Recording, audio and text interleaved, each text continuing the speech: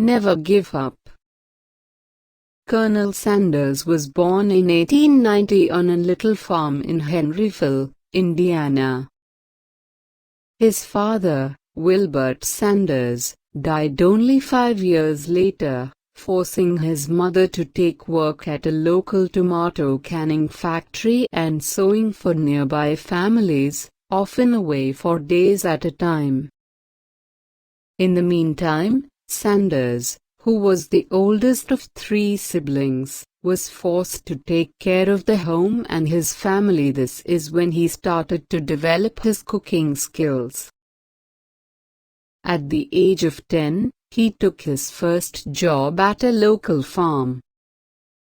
When Sanders was 12, his mother remarried and took her children to live with her new husband in the suburbs outside of Indianapolis. His relationship with his new stepfather was strained, to say the least, and the two fought often. Finally, at the age of 13, things came to a head at home and Sanders was sent back to Clark County, where the family had first lived. Colonel Sanders soon scored a job working on a farm in Greenwood, Indiana, earning $10.15 a month, plus a room and board, feeding animals and performing odd jobs. Around this time, Sanders, who'd been balancing his farm work with a full-time education, dropped out of school, only completing the 6th grade. He'd one day claim that algebra's what drove me off. Over the next 28 years, Sanders would take on an incredible number of different jobs across the American South. These included a brief stint in the U.S. Army, during which he was sent to Cuba, as well as working as a streetcar conductor, a railroad fireman, an insurance salesman, a secretary, a tire salesman, a ferry operator, a lawyer, and even a brief stint as a midwife, really. Some of his career highlights included getting into a fistfight with his own client during a court case and leaving the ferry business after the construction of a nearby bridge put him out of work. As he left his youth and entered middle age, it became increasingly likely that Sanders would never achieve the success which his hard work demanded. Colonel Sanders' own family life was often tumultuous and occasionally fraught with tragedy. In 1908, he married Josephine King, a woman with whom he had 3 children, Margaret, Harlan Jr., and Mildred.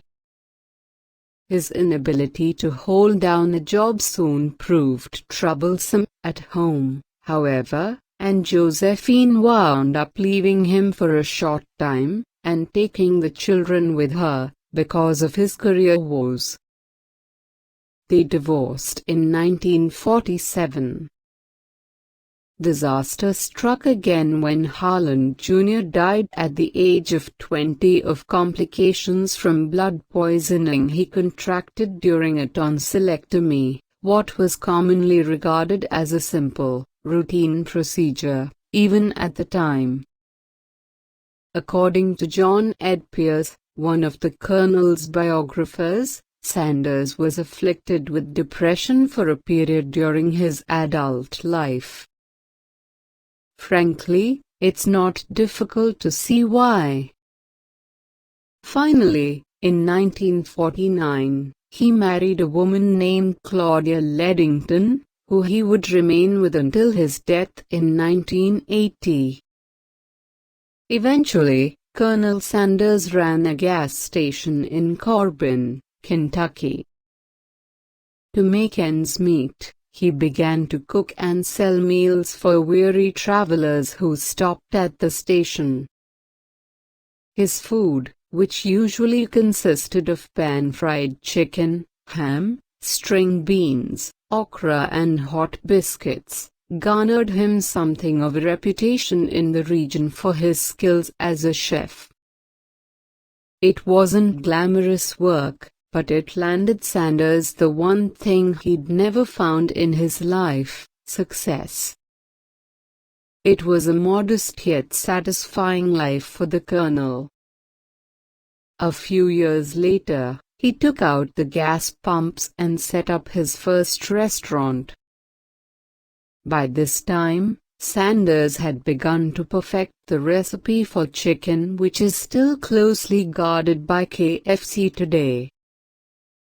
His winning streak grew even hotter in 1939, when he developed a method of cooking chicken via a pressure cooker which cut down on grease and preserved flavor, moisture, and texture without sacrificing cooking time.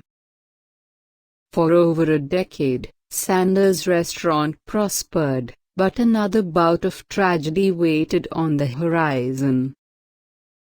In the 50s, Colonel Sanders was struck by two blows of bad luck in rapid succession, putting the success he had finally found at great risk.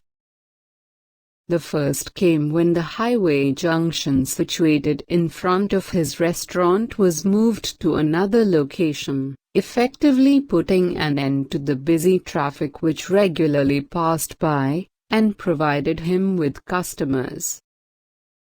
That alone would be enough to put a major dent in his business, but next came the announcement of a brand new interstate highway which was to be built on a location which bypassed the restaurant by 7 miles. It became clear that Sanders and his restaurant were about to be left in the dirt. Sensing the end was near, Sanders auctioned off the site of his restaurant in 1956, and he took a loss on the sale. With no income, he was forced to scrape by a living on his savings, the proceeds of the auction, and his Social Security check of $105 per month. After a brief and tantalizing flirtation with success, Colonel Sanders was back to square one.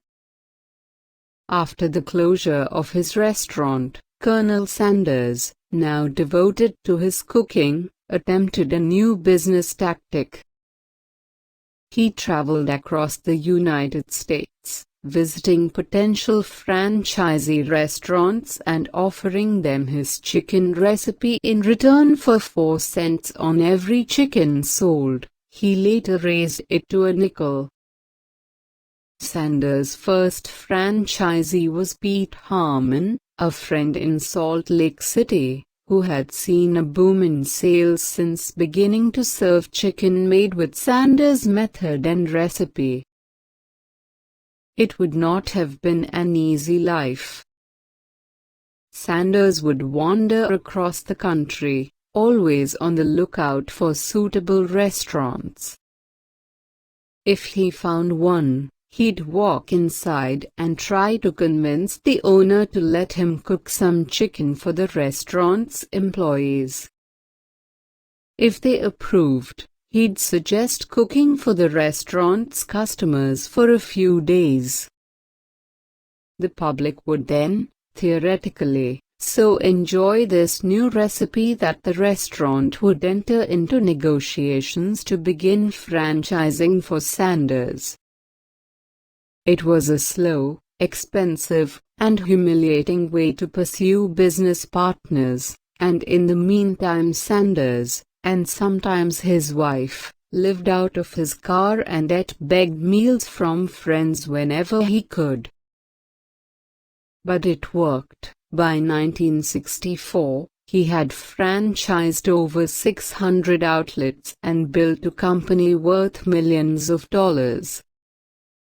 Although, at that time there weren't actually any Kentucky Fried Chicken locations, only restaurants that sold their chicken.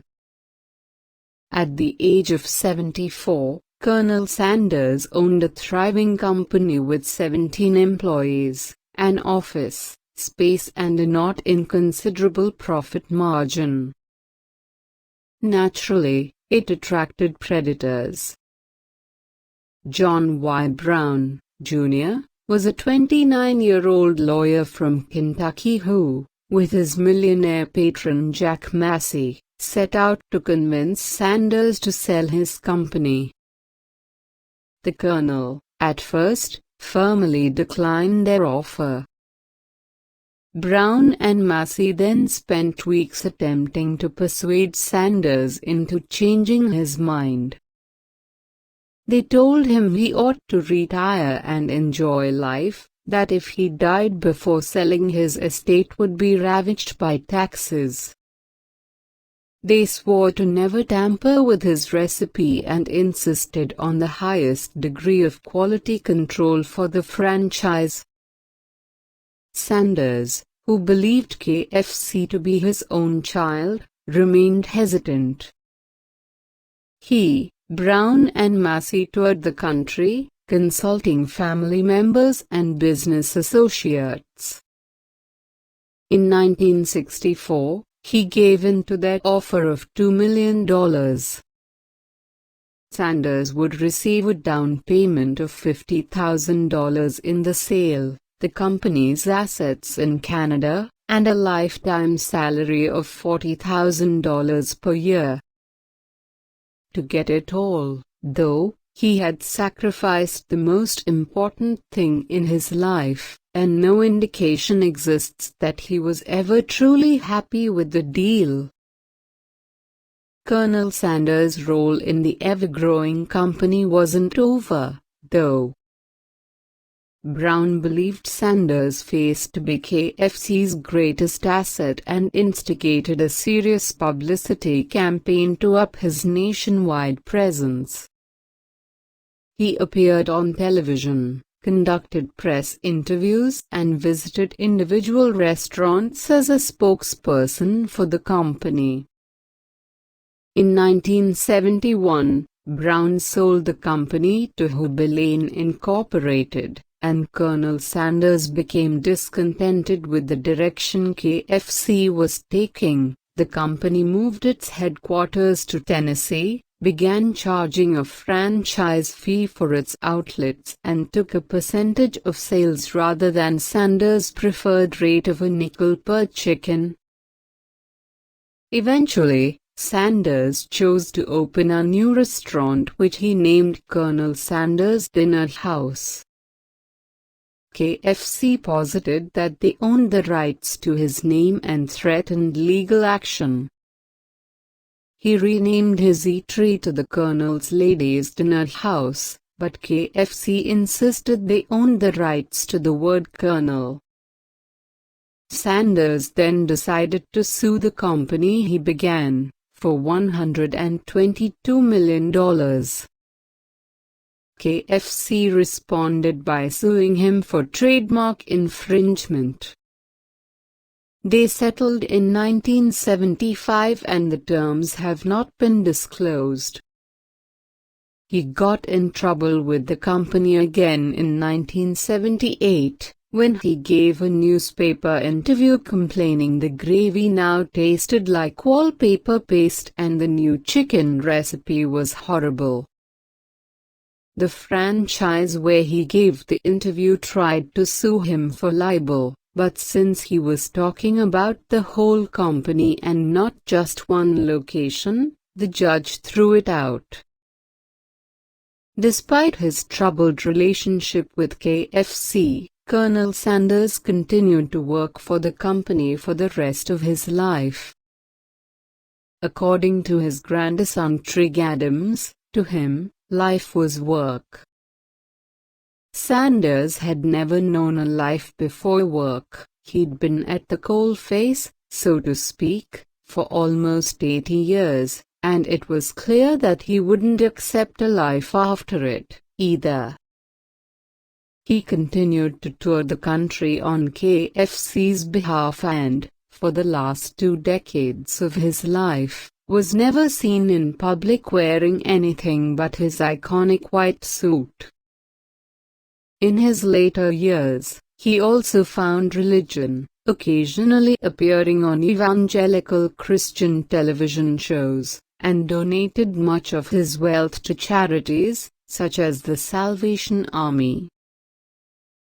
On December 16, 1980, Sanders died of leukemia at the age of 90.